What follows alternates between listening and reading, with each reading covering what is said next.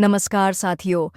आइए आज स्त्री वेश में अर्जुन ने चलाया बाण के बारे में जानते हैं। स्त्री वेश में अर्जुन ने चलाया बाण, दुर्योधन की हंसी गायब विषय पर आधारित एक रोचक और विस्तारपूर्ण कहानी है। क्या आपने कभी सुना है कि पांडवों के महान योद्धा अर्जुन ने एक बार स्त्री वेश में युद्ध किया था और जब उन्होंने बाण चलाया तो दुर्योधन की हंसी तक गायब हो गई। आखिर अर्जुन को स्त्री वेश क्यों धारण करना पड़ा और कब, कहाँ, किसके लिए उन्होंने अपना शौर्य दिखाया?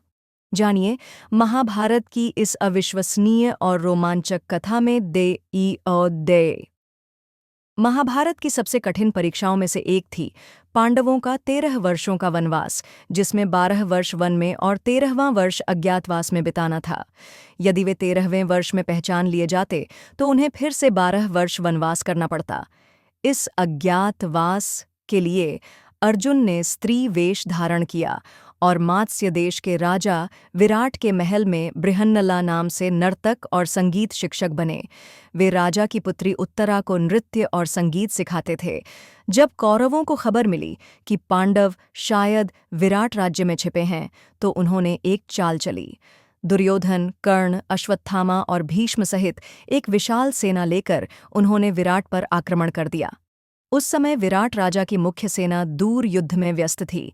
महल में केवल बृहन्नला, अर्जुन, उत्तर कुमार, राजा का छोटा पुत्र और स्त्रियां थीं। राजा विराट की रानी को चिंता हुई कि कोई वीर नहीं है जो युद्ध कर सके। तब उन्होंने अपने पुत्र उत्तर कुमार से कहा कि वह सेना का सामना करे। उत्तर कुमार तैयार हुआ, पर जब उसने सामने कौरवों की विशाल सेना देखी तो डर गया और युद्ध भूमि से भागने लगा।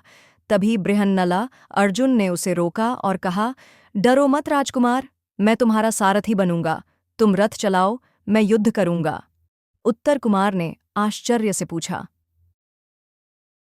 तुम एक नर्तक? अर्जुन ने मुस्कुराते हुए विराट की शमी वृक्ष की ओर रथ मोड़ा। राजा विराट ने पांडवों को अपने महल में सेवा देने के लिए एक शमी वृक्ष के नीचे शस्त्र छिपाने की अनुमति दी थी। अर्जुन ने उसी पेड़ से अपना गांडीव, धनुष, अक्षय, तरकश और दिव्य बाण निकाले। अब बृहन्नला नहीं, वे फिर से बन चुके थे महान धनुर्धर अर्जुन। उत्तर कुमार अब भी भयभीत था, लेकिन अर्जुन ने कहा, राजकुमार, देखो और सीखो कि सच्चा योद्धा युद्ध भूमि में कैसा होता है। जब कौरवों ने देखा कि विराट राज्य से केवल एक स्त्री वेशधारी सारथी और एक राजकुमार युद्ध करने आ रहे हैं तो वे हंस पड़े।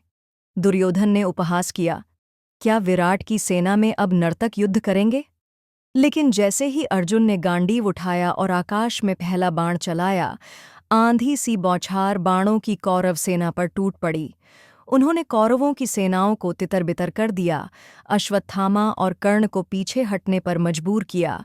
भीष्म ने अर्जुन को पहचान लिया और कहा, ये कोई साधारण योद्धा नहीं, ये तो स्वयं अर्जुन है। अब दुर्योधन की हंसी गायब हो गई। वो स्तब्ध रह गया कि स्त्री वेश में भी अर्जुन ने अकेले पूरी सेना को चुनौती दे दी। अर्जुन ने युद्ध जीतकर उत्तर कुमार को कहा, तुमने डर पर विजय पाई, यही सच्चा वीर होता है। अब यह जीत तुम्हारी है, इसे जाकर अपने पिता को सौंपो। उत्तर कुमार को जीवन का सबसे बड़ा सबक मिला, साहस और विश्वास। अब जब युद्ध हो चुका था और अर्जुन को सभी ने पहचान लिया, तब पांडवों ने स्वयं को विराट के दरबार में प्रकट किया। राजा विराट आश्चर्यचकित थे कि जिनसे वह सेवा करवा रहे थे वे कोई और नहीं बल्कि महान पांडव थे। महाभारत की यह घटना केवल एक योद्धा की वीरता नहीं, बल्कि विनम्रता, बुद्धिमत्ता और अनुशासन का प्रतीक है। अर्जुन ने स्त्री वेश में रहकर भी अपने धर्म और कर्तव्य को निभाया। कभी-कभी असली ताकत दिखाने के लिए पहचान की जरूरत नहीं होती, बल्कि कर्म ही आपकी पहचान बनाता है। अगर आपको वीडियो पसंद आए तो लाइक करें, चैनल को सब्सक्राइब करें और अपने दोस्तों के साथ शेयर करें। धन्यवाद।